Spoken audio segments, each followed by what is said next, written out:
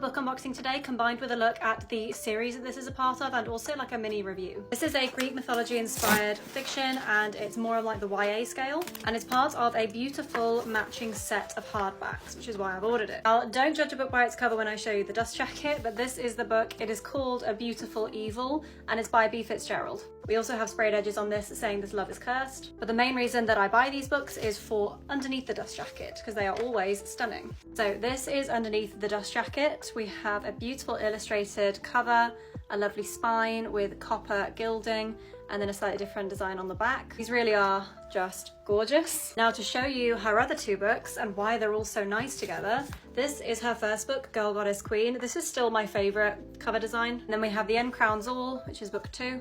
They're not a series, by the way, they are standalone stories. And then here we have all three of them together. I just think they look so nice together and I just wanted all three. Now, the mini review I wanted to talk about is because I've actually just finished 2 days ago The End Crowns All, so this book has come at a funny kind of time. Context, I gave Girl Goddess Queen, her first book, 4 stars and I really enjoyed it, but having finished The End Crowns All last week, I actually gave this 2 stars, which is one of my lowest rated Greek mythology books. I think I've only ever given 2 Greek mythology books 2 stars, and it's this and Ithaca by Claire North. I found this just very dull. This is a sapphic retelling of the Trojan War with the love interests being Cassandra and Helen. It was an interesting approach and I liked where it could have gone, but the characters were really flat. The war was condensed into like a year and felt like it didn't really have any stake or importance. It didn't really feel like the Trojan War.